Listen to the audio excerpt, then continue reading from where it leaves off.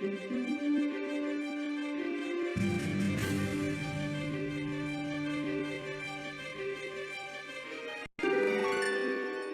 there Pokefans, I am your humble host Fan and you're watching Pokemon Gym Challenges. As you see, we found a key and we opened up this power plant. I can't remember if we found it in the previous episode, but somewhere along the line we did find it. It was at that rock I told you about. And now we are in the power plant and we have to fight a bunch of these Team Flare grunts. Here is our first battle, and it's a male grunt with a little cow's lick or something. So he's using a Scraggy. It's bad for us, but we can also employ fighting type attacks against him like this. And luckily we didn't miss the jumping kick and took out the Scraggy in a single attack. Okay, so Croagunk is next. He is a poison and fighting type. So that requires a little bit more flair. If we had a psychic type, that would have taken care of him in a single attack, because he would be 4 times weak to any psychic type attacks. But our flying type is also quite effective against this fighting type, and Aerial Ace ought to do a decent job. Okay, so he attacks first, probably with some sort of a, I can't remember the attack's name, but it's a punch that he can do. It's a dog type attack. Leave a comment in the comment section below if you remember the name of that attack, or just pause the video and see what the attack is called and then comment in the comment section below. And as always, if you want to read all of the dialogue, feel free to pause the video and read the dialogue before you go on. Okay, so these people are just a bunch of civilians who has nothing to do with what is going on, but this guy in the black suit over here, he is a scalper. He has bought a bunch of waters and now he's selling it at a profit.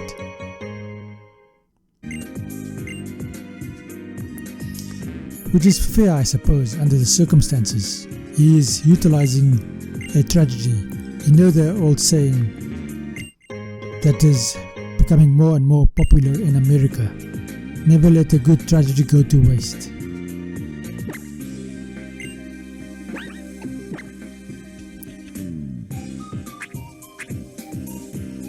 Okay, so I do have a fresh water, so I can heal up some of my Pokemon. They are not severely damaged, but I do feel that they need some healing up. Okay, let's buy some more water.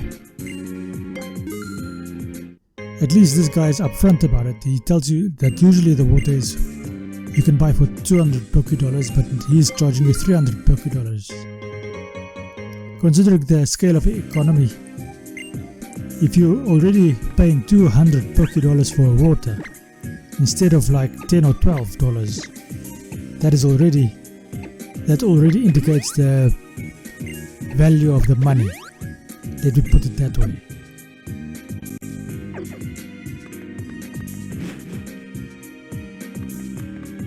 So we got some more waters, and now we're just going on. Okay, here's another Team Flare grunt. This time it's a female.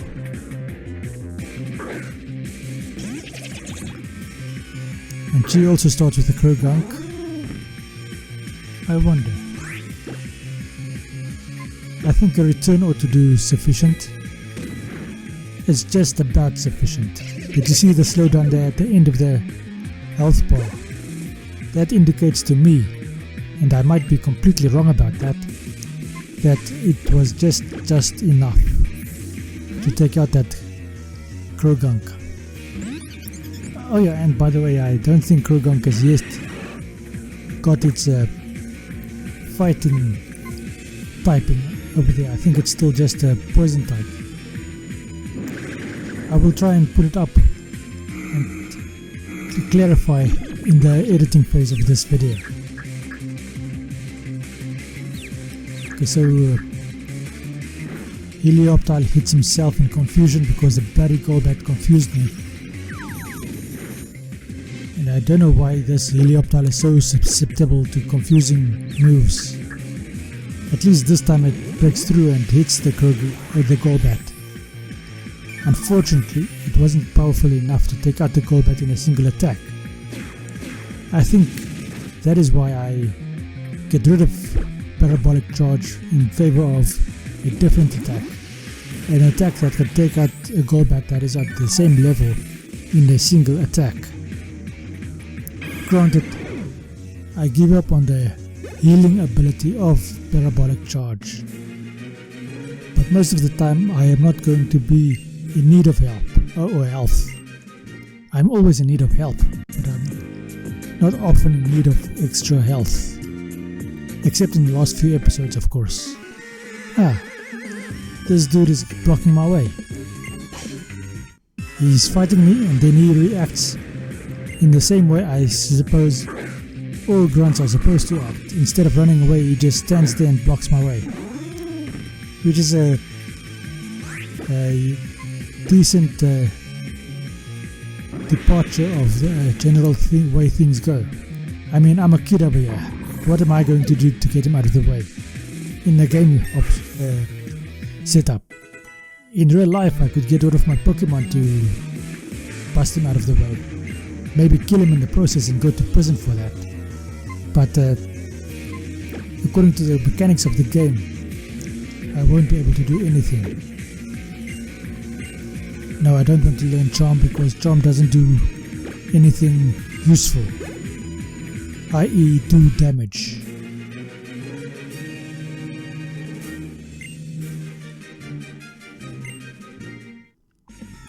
Okay, so we defeated this guy, but he has decided to stay right there. Hello, person. But this is a dude, and he sends out a Scraggy.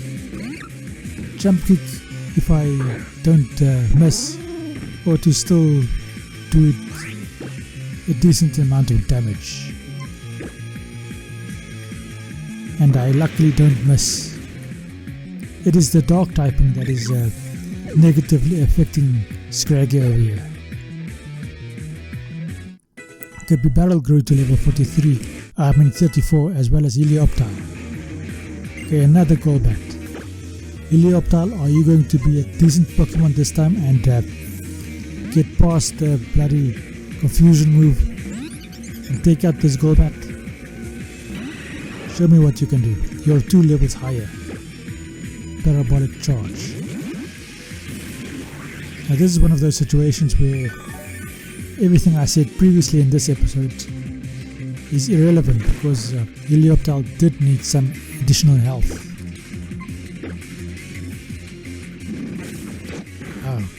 So quick attack is kind of useless. It doesn't do enough damage. That must mean that Helioptile is more of a special attacker. I should keep that in consideration when I allow him to learn additional moves. Now I'm wondering, is Grass Knot a physical attack or a special attack? I ought to put that up on the screen as well. Okay, so we defeated this guy, and I am predicting that everybody is going to have a fighting dark type and a poison type. Just my guess over here. So he starts with a poison flying type, and that's probably going to be the most common Pokemon around. And everyone is going to have a dark type, which is either a dark flying, a dark fighting, a dark fire, or a normal dark. Not normal as in normal dark, as in the typing, but just a dark. Like Mighty Ena. Okay, so I'm going to do a rollout. Let's see if I can defeat this Golbat That did a decent amount of damage. I wonder how many Pokemon I have to fight. So its combat is down. Luckily Bibarel can also deal with flying and poison types in terms of his rollout, which is going to make giving up on rollout later on quite difficult, and I might not even actually do it. And there's my prediction over there. This person had a Mighty Enna, which is a dark type.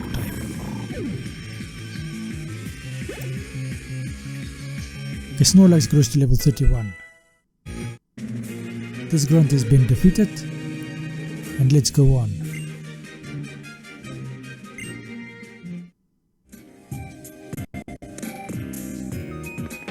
So this isn't really a very interesting power plant. Watson's power plant is more interesting in my opinion. But that is just me. Okay, this person has a poison type. Okay, so there is the poison type. And it is not a flying poison type, so I'm half wrong over there, but I did call the poison type in and of itself. Okay, Bibarel, I think you're the one to do it. Rollout ought to take care of this Swalot, although I have encountered some Swalot that have ridiculous bulk, and this Swalot is boosting its defense, so it's increasing its bulk. That goes for Body Slam. Don't get paralyzed. Luckily it didn't.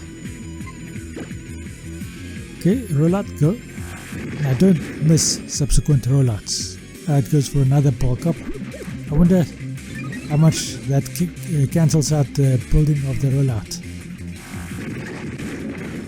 The rollout builds faster than he can increase his bulk. So that's swallowed down. He anchored me, which is kind of ridiculous. But anyway, let them use this useless attacks. Okay, Eevee grows to level 37 and wants to learn Horn Leech. I'm definitely learning Horn Leech. Okay, so that energy build does 90, this does 75. Damn. I want the Horn Leech. I have decided to take the Horn Leech because this Eevee is a physical attacker. I'm fairly sure about that. So it might have more value later on. And besides, Horn Leech is this specific Eevee's star attack. It should have an additional 10% bonus in my opinion. Maybe a 5% bonus if you don't want to be that generous.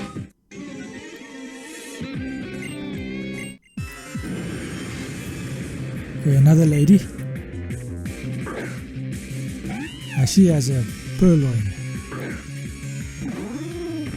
No, it's a Lipard. Not Purloin. Purloin is a pre-evolved. This is a Lipard. Jump kick ought to take it out in a single attack. There we go.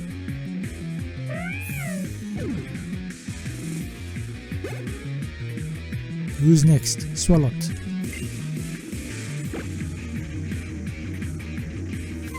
Okay, yeah, I think maybe Staraptor.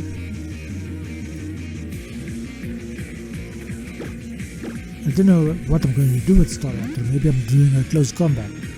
But this Swalot has a bit of an advantage over me. I intimidated him, so his attack is at least a bit weaker. Close combat. Let's go. That hardly does any damage at all. My defense falls. It goes for a bloody Toxic.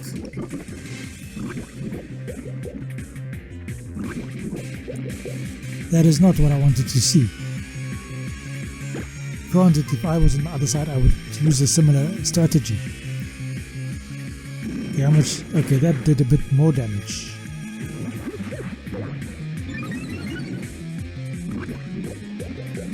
Okay.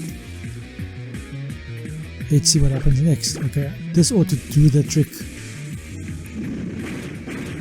There you go, Staraptor. Well done.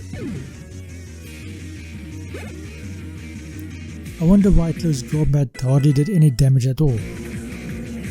Helioptile wants to learn Bulldoze. I don't think I want to learn Bulldoze. It is a 60 base power physical attack. Okay, let's put it in place of quick attack, because quick attack has proven to be kind of useless to me. That actually makes a Helioptile a bit more versatile, because now it can take on fire type attack Pokemon as well. Not attacks, Pokemon. Specifically Pokemon.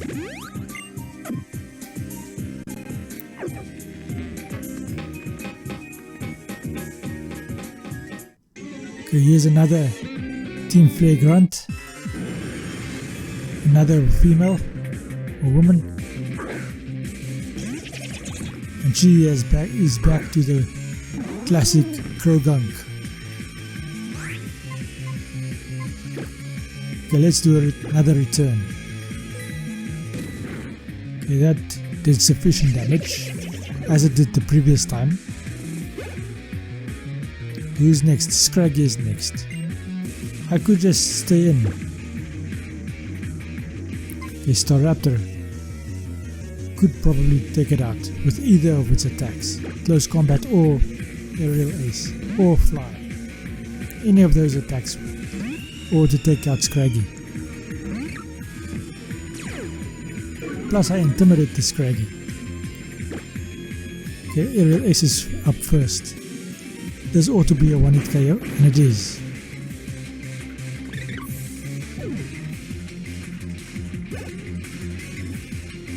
Lipard is next. I may as well stay in with Staraptor, because close combat will take out this Lipard in a single attack. It goes for a bloody fake out. So I flinch. I wonder if one would be able to train out the flinch if this was real life.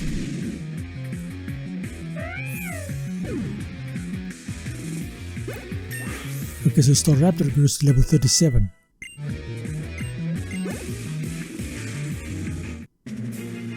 That takes care of this grunt. She is lucky she is wearing some pants, because in that position she was dropping in. She was exposing. I will leave it over there. I won't elaborate. Feel free to use your own imagination over there.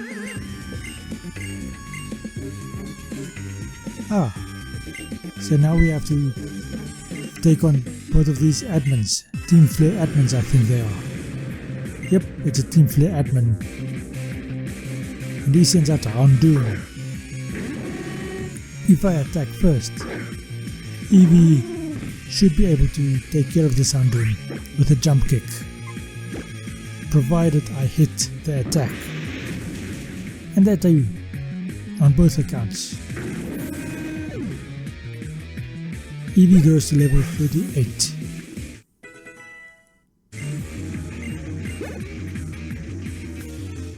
So this Team Flare admin is defeated in a single attack. Nice. With his Pokeballs dangling down if he wasn't wearing pants. Here comes the lady. Let's see what you can do. Are you going to go down in the same pose and show me your underwear? Okay, she doesn't even fight me. Oh, I have to volunteer to fight her because she is kind and allows me to actually take care of my Pokemon. Okay, let's switch out.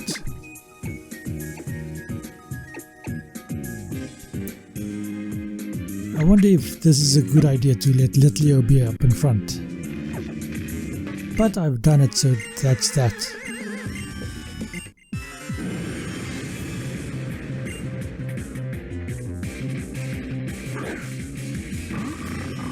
Mightyena. Nice. So little Leo is going to be intimidated. Is this another case of cats versus dogs? Although a hyena is not actually part of the dog family. Hyena is a family all unto itself. Okay, so I'm going for close combat on this mighty hyena. I'd lowered my speed. The bugger. That goes for a bloody swagger. Now if I hit, he's dead. If I don't hit, I'm dead. Because this is a fairly strong attack. And I do it. And so he's dead. But I'm going to switch out my Staraptor after this battle, if there's another battle coming. Because the confusion is something I can't deal with. Echoed voice. What does echoed voice do? It does 40 damage.